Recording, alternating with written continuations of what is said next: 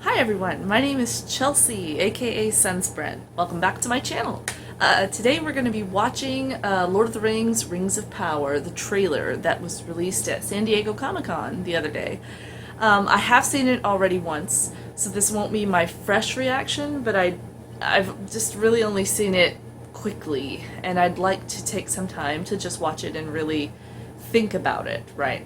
So this will be me reacting to that and talking about what I think, and spoilers in that regard for Silmarillion, for Unfinished Tales, stuff like that. Without further ado, let's press play and see what we're in for here. Amazon's adaptation. We thought the war at last was ended. Oh, that's crazy. Oof. Today, our days of peace begin. We thought our joys would be unending. We thought our light would never dim. There's so many questions already. Our strength. We have to go back through this piece by piece.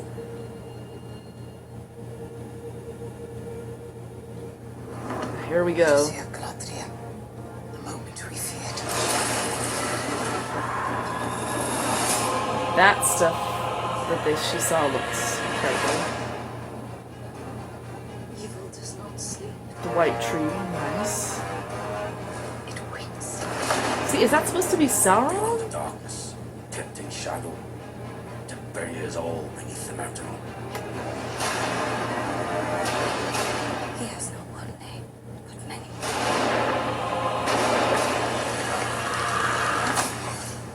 If you heard of him, lad, if you heard of Sauron.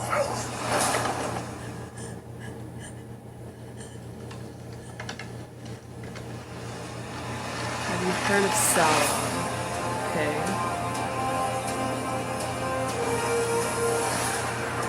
How is that? Is that the Morgul blade?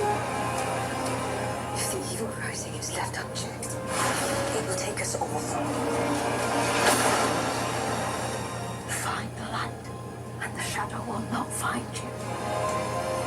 Yeah, that's never really worked as a philosophy. Fight with me.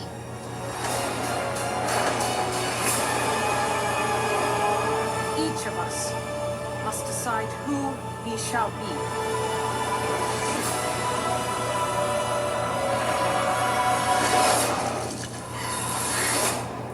There can be no trust between hammer and rock. I love that line. That is phenomenal. One or the other. Must surely break. That's really good.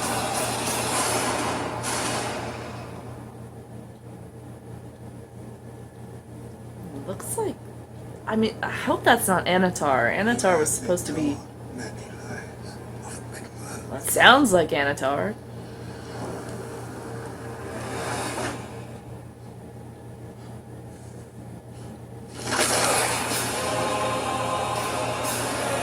September 2nd, okay?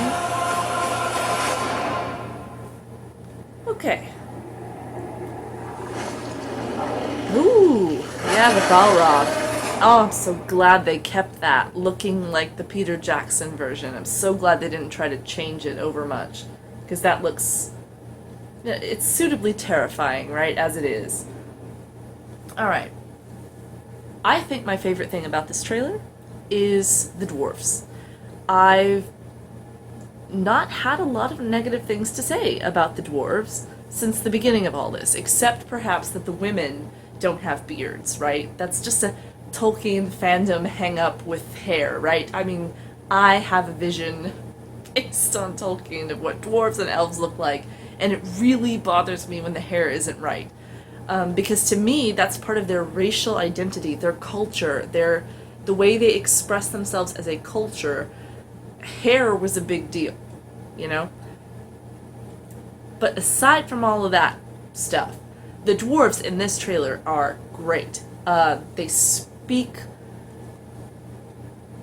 with a cadence that sounds dwarvish. Their accent is wonderful. And I am a devotee of Peter Jackson's Lord of the Rings, so the more they adhere to that, the happier I'm going to be. And I'm sure not everybody will feel that way. Some people will say, well, that's derivative, and Amazon ought to go in another direction. I'm not that way. I think, hey, if it ain't broke, don't fix it. Leave it alone.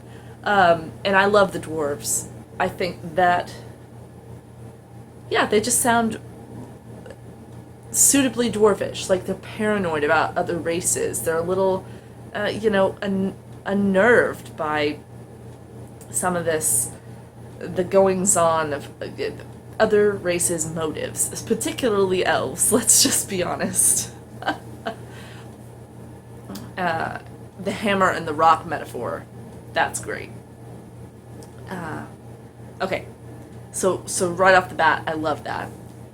Probably my second favorite part of this trailer is this beginning piece where Galadriel is putting the helmet on the massive effing pile of helmets. And this, I don't know if this is Nernaith or Nidiad, and I'm probably butchering the pronunciation of that, but there was like the Day of Unnumbered Tears, right? When there was this massive battle and so many elves died. This was Morgoth era stuff. Anyway, just annihilated so many elves. And this is a beautiful tribute. This is something I could absolutely see Galadriel doing. This is heartbreaking on a level maybe we can't even fathom, because elves are not supposed to die like this. Period.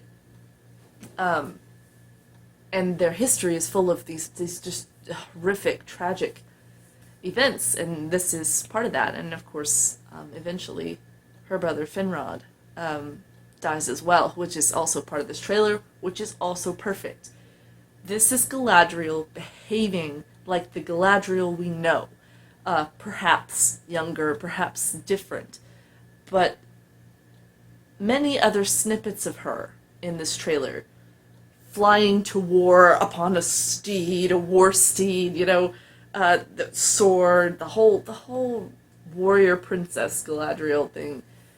It rings incredibly hollow for me, because it just doesn't fit with what we know about the character Galadriel. I've had a whole video about that, so I won't go into it at length, but essentially it boils down to this. Galadriel is not Ciri from The Witcher. Galadriel is a totally different kind of character. She is not like her fellow elves. She does have courage, conviction, and her own personality. She wants to have a different path. She makes surprising choices early on. But she is not a sword-wielding, right at the front, ride or die, military combat vet. That's not her story. But that is the direction they're clearly going here, which is a little frustrating to me, because I don't think that all femininity needs to be masculinized to be legitimate. And I have a big problem with that. There are characters who are females who are badasses. And that is wonderful. That's great. I love that. I love characters like that. But then there's taking characters that clearly aren't and making them into something else just because that's what we like these days and that's what everyone will go see. I hate that. Having said that, and shelving Galadriel for a minute, we see Tarmiriel quite a bit in not only this trailer, but also the behind-the-scenes footage, other trailers. She's stunningly beautiful. Just gorgeous. Regal-bearing, noble, everything you would expect. What I did not expect is Galadriel and Miriel teaming up over a palantir, or what appears to be a palantir. That's really not Tolkien. It's just not. Tarmiriel married Alfarazon against her will, I believe. She was ever faithful, ever steadfast and loyal in her heart to the understanding of the commands of the Valar, and they're setting forth principles for men that men needed to uphold, and rules for them like don't sail to Valinor. Do not try to claim immortality basically for yourselves, because that is not your destiny as men. Do not covet. And Miriel is one of the last people in Numenor who still who recognizes that the fall is coming. Shit's about to hit the fan. Her husband has a lot to do with it. But she is not the leader of Numenor. At no point would I expect Tar Miriel to have a Palantir, to have her hands on one, to be anywhere near it. First of all, Al-Farazon would not allow it. There's that. And he ignored her, wisdom many a time, which is the fate of many beautiful examples, but many historic women, many wonderfully gifted women who gave advice to their husbands and turned out to be right, and their husbands turned out to be freaking wrong. It happens. But instead, apparently, we're going to have Galadriel and Miriel as the girl team up,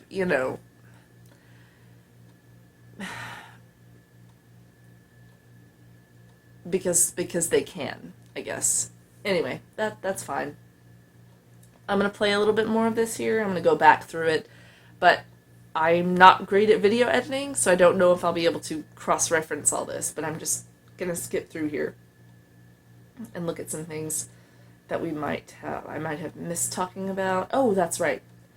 Gil-galad features here. The elves are dressed in what appears to be very Roman style, like leaf circlets, right? I don't know if the Roman thing is a choice or not, but it's an interesting one. Not totally without merit. There's a line in here about Galadriel saying, I think it's Galadriel, her voiceover, saying, we thought that we would live in the light forever, and we thought that everything would be great now, and all that. But what they're showing you is like some really morose-looking elves having dinner at night, right, around a table, and none of them look particularly happy. I think there's a dwarf at one end of this table. Maybe that's why they're not looking so happy. This might actually be... Well, there are trees. Huh. Well, anyway, this doesn't look like it's a fun dinner. But they're not... I don't get the feeling they're going to show us a lot of that mood, right? A lot of the elves living in bliss and things being great and everything being, for a time, more or less what they wanted. And that's a shame that they don't have time to show us any of that, because they're compressing 3,000 years of history into like a 50-episode series. But this mood is definitely very Witcher Thrones. It doesn't look like you're gonna see a lot of frolicking elves, that's for sure. Or Harfoots, for that matter, even. I think I saw a group of children wearing white running around. I don't know if that's supposed to be a metaphor for men, or if these are actually young elves. They have a boat, so that makes it seem like they're Numenorians. Odd. And the elves are on a ship here with the gulls flying. I think that's beautiful. That is very Tolkien. The connection between the gulls, the seagulls, and the elves. That's great. Galadriel and all that. Her mourning Finrod. That's going to be really depressing. And beautiful. Tragic. I said depressing. I meant tragic and beautiful. Because those are the stories I liked. I don't know about everybody else, but Second Age just wasn't as interesting to me at all as the First Age. For those of you that may not know, Galadriel's brother founds this huge kingdom. Right? There's two kingdoms, Nargothrond and Menegroth. And Finrod Felagund Galadriel's brother should be, in my opinion. He would have made a fantastic main character for all of this. Galadriel would have made a great cameo or like side character, but not the main person. He was amazing. Anyway, I digress. Let's just say the First Age had a lot going on, lots of kingdoms being founded, lots of secrets and horrendous, Morgoth and the Silmarils and the Oaths of Feanor and all of this stuff. That leaves a legacy in the Second Age, but doesn't really have much to do with it. Sinking of Numenor is very Second Age, and what bothers me is it already looks like Miriel has it all figured out, right? Oh, Galadriel, the moment we've been worried about is here.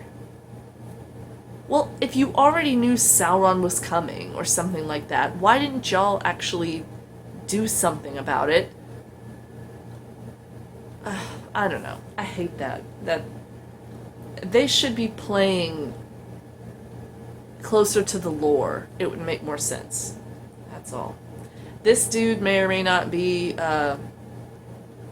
Anatar, Sauron. He was supposed to be beautiful in his presentation to the elves. He didn't look like there was anything particularly evil about him. And on the contrary, this individual, whoever this is, looks straight up evil. I've seen the comparisons to Slim Shady, and that's hilarious. Like, when he looks up from underneath that hood like he's got a hoodie on. That's funny. I don't care who you are, that's funny. Yeah, the dwarf stuff is excellent. Galadriel looking like Ciri the Witcher from The Witcher just horrifies me to my soul. What else is going on here? Oh, have you heard of the our Lord and Savior Sauron, kid? Oh, that's a little bit intense. I don't know where that's going. Is it implying that Sauron is going to, like, manifest inside this kid? Like, take over his body like a host? Because when that kid picks up that sword, it sure does form into a legit terrifying weapon. And I'm no weapons, master. I'm not particularly... I don't have all of them memorized by looking at them. I couldn't tell you what blade that is. Whew. We have some interesting looking...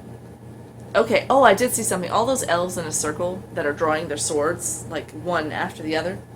I did see something online.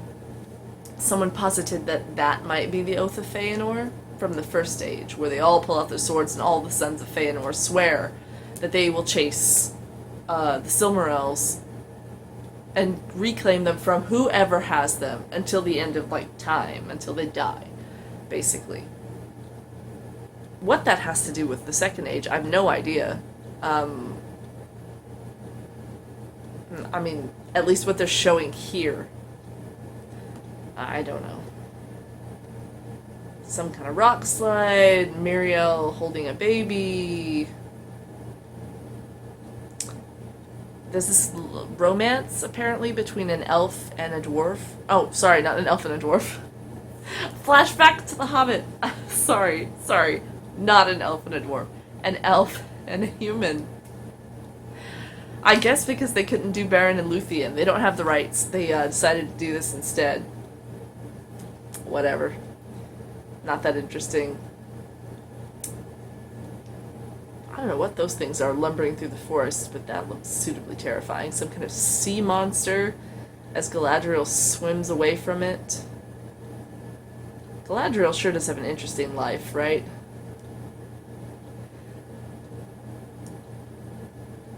Let's see. Arendir, the elf, is in a lot of trouble in this trailer throughout. He never seems to be, he always seems to be on the other, back on the back foot. You know what I mean? Something bad's always happening to him. Let's see, what else is there? That's about it. I think that's all I have to say about this. No, that's not all I have to say. I haven't even begun. Comparing this to the House of the Dragon trailer. which I also reacted to. Shameless plug. Go watch that video. This tells less about the narrative. This is not a concise trailer that explains to us why we should be watching it. This is a let's throw everything we can at them and watch as they dissect it piece by piece and try to figure out what's going on kind of thing. The standout for me is Galadriel. They want her to be the main character. It's pretty obvious, and that's a terrible choice, guys, from a Tolkien perspective. Anybody who tells you different hasn't really read Unfinished Tales or Lord of the Rings even. She's not a great main character because she doesn't do that much, so they're going to have to make up a ton of stuff for her to do. So to put her in all these places that she has no business being in, she's not a do-nothing character. She has an interesting life, but for the main character of a series? No. She's not in the thick of it in the stories. Anyway. But they're clearly going to focus on her. It's starting to feel more complicated, though. The other trailers were a lot less interesting. They were flat. Here's some landscapes, here's some hobbits, here's some stuff we already know you understand, like elves and dwarves and harfoots and men. And we'll just play coy and pretend we don't have to give any details away. This is chock full of details, but no story. No. What is the threat that we're worried about happening? How are the different cultures dealing with this? You know, who stands to gain what? You have no idea what the stakes are, no idea what's really going on, except Sauron is a threat. And everybody does remember Sauron, I'm sure, from Lord of the Rings, and they want to know how he becomes a giant eyeball in the tower. So that will draw some people in, as will picking through here for the details. But it feels dark, incredibly dark, for Tolkien. I'm not sure how I feel about that. There are plenty of dark times, for sure. And there are many dark stories. Turin, the story of the children of Hurin. If you're ever interested in reading some seriously Greek tragedy style, Tolkien, that's really sad. But the tone is just very dark, very heavy. Even the elves seem to be very heavy. So they're gonna need some relief, and that's probably where the Harfoots come in. As much as I don't really like hobbits in the Second Age because they shouldn't be there either, that's probably what they're doing there, right? They're gonna be the comic relief, or the lightning, the joy, I guess, in a otherwise pretty dark series. That's all I've got for part 1. I'm not even sure there'll be a part 2, but if there is, I'll post it later. Thanks for watching. I'll talk to you later. Bye. I want to add a little something. I went away for a few minutes after I did the original video, and I just thought maybe I'm being a hypocrite, right? Like House of the Dragon. If you watch my reaction there, I'm pleased as punch that everyone's going to be at each other's throats, and it's going to be dark and visceral and horrible, and the dynasty's going to like rip itself to shreds, and I'm just like reveling in it, right? And I thought about, compared that to how I feel about the Lord of the Rings, Rings of Power trailer, where I'm saying, oh, it's too dark, and it seems like it's going to be dark. And I feel like I need to explain that, not just for for you, but for my own gratification. I think that because I'm not the only one, right? There's tons of reactors out there, and everyone's, not everyone's saying the same thing, but there's an awful lot of, I've heard things, people are, it looks too gritty, it looks too dark, it looks too this. Here's what I think is happening, or at least where I'm coming from. The joy that I derive, and always have, from George R.R. Martin is the fact that he is the master of the depressing, dramatic, crazy treason, like incest train wreck, right? It's like a train wreck. You just can't look away. And you can't... I want to know everything about everybody. It's fascinating. In a gruesome and also self-revealing way. Something Martin does better than anyone else is force you to look at your own ethics and evaluate yourself more honestly. It's a wonderful thing, and I relish it. But that is not how I appreciate Tolkien. That's not why I appreciate Lord of the Rings and everything in the Silmarillion and the Unfinished Tales. It's not about the pettiness of human nature and reveling in it. It's quite the opposite. It is the fall of people who should have known better. People whose ideals, who were ideal. Elves are the ideal creatures. And how they could be the first children of Iluvatar and fall from that place to what elves later become, to disintegrate into killing one another like all the rest of the mortals do, And I'm oversimplifying here, and I'm making a couple of bad comparisons, as humans had not been born yet, had not even seen the sunrise, the first sunrise. But elves were better. And watching them devolve is not an exciting process. It's not a, yes, I can't wait for them to just, like, bathe in each other's blood. It's terrible. It's like watching Adam and Eve, fall from grace. You're going, God damn it, guys, can't you get your shit together?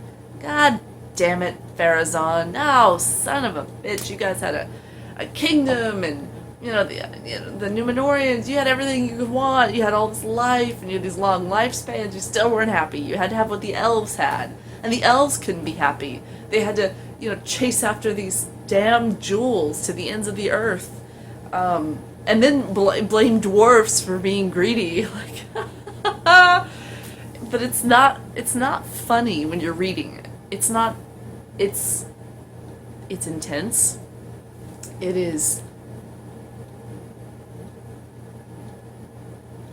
more akin to reading, maybe not a Greek tragedy, but history, where you go, oh boy, it's lore, exploring how these civilizations arose. What happened to Gondolin? How come no one ever, how did Gondolin remain secret for so long? How did Luthien and Beren meet? Like, things like that are what the enjoyment of Tolkien comes from, the sense of history, in the same way that a mythology is. When you hear stories of Odin, right? Of Thor and Loki. When you hear stories of, I don't know, Zeus. When you read about Hera or anything of that nature, it's stirring. But it's not a, yeah, let's wait for them to bathe in each other's blood, I can't wait to see this death match kind of feeling. So when you're watching a Tolkien trailer and you're thinking, this is looking kind of dark, you're waiting for the light. You're waiting for the hero who stands forth and defeats Calagon the Black. You're looking for Eärendil. You're looking for Gil-galad. You are looking for these legendary figures who, against all odds, were better, were good, and stayed good in the face of really insurmountable odds. Finrod in the dungeons with Baron, who stood up and said, "No, I will get the Silmaril. If that's the price to marry Luthien, I will do it." You know, and the respect between races that does develop over time. These peoples that many times don't trust each other, and for good reason. The individuals who can come together, who form bonds, they're clearly better together than they are separate. And there's so many beautiful stories like that. Stories of faith. Of faith. And I don't mean faith in like Jesus Christ. I mean faith in each other. In this case, in their gods, or at least their demigods, right? The Valar and their teachings and Middle Earth. What it means to be a custodian of a place. And how to keep your civilization from finding ruin. What are the things that you need to look out for? Who succeeded and who didn't? Who was fooled? Straight up fooled by Sauron, by Anatar. One of the most irritating things about this entire Rings of Power deal is that it's already out of the bag. Cat's already out of the bag. Sauron's going to do this, that, and the other. Well, that sucks. Because what should have happened was a character should have shown up who was just as beautiful and as kind as any of the elves. Who had an extra perk. Who liked to give gifts. Who said, "Hey, I've got this thing. You want it? I don't want it anymore." Who might slip every now and then, "Hey, I know how to do that. Hey, Celebrimbor, I hear you like to make rings. I made a ring once out of blah, blah, blah. It was pretty awesome. Would you like me to show you how to do that?" And slowly but surely, there should be a big reveal that this character, who has now gotten Celebrimbor to help make rings, and rings that have magic associated with them, that he is in fact Sauron, and he has duped everyone in the guise of another being. It's perfect. And then shows up in Numenor, maybe with a totally different face, right? And screws them over too, in his own way, by whispering, by talking, by saying the right things to the right people. And think about how much more impactful it would be if you didn't know it was coming. And they're telling us straight up in the trailer, beware of Sauron. Well, it's not going to be real surprising then when he shows up. They should have just kept their mouths shut and not even mentioned Sauron as much as possible. I get that he's sort of a draw as the villain, but I wouldn't touch that with a 10-foot pole, because that's part of the story. Again, you're not supposed to be rooting for these events to happen. You're supposed to go, how the hell did this happen?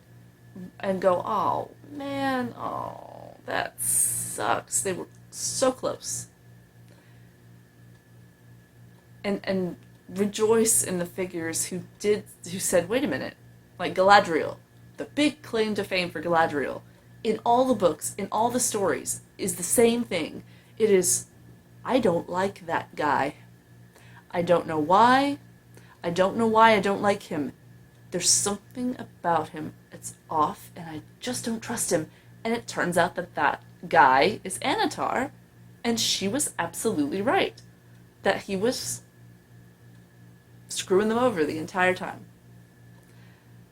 Another case where somebody suggests the obvious and it doesn't, nobody listens to them. Well, anyway, that's what I wanted to add to my previous video. I just wanted to make really clear that I'm not being a hypocrite. And neither are the rest of the fans. We just understand that when you're reading Lord of the Rings, you are reading it for inspiration. You're reading it for enlightenment and inspiration, not at all for the same reasons that you read A Song of Ice and Fire. They're two totally separate experiences, and they should not be presented the same way. And I hope they don't. Maybe they won't.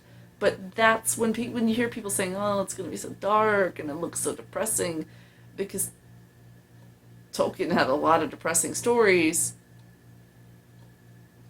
but he made sure that most of them were couched as a cautionary tale. Not something for you to revel in, but as a warning. Don't do this. Don't, ruin your civilization because you couldn't have what you wanted. Like, you wouldn't settle for less. You just couldn't let it go. You wanted to be immortal, and you couldn't stop coveting somebody else's stuff. You looked at your neighbor and said, I want that, and refused to let it go, and that was the downfall of your civilization. Congratulations, you ruined it. You ruined something that was beautiful. And it's just born of whispers and lies and greed and everyday, pettiness. Anyway, does that make sense? I hope it does.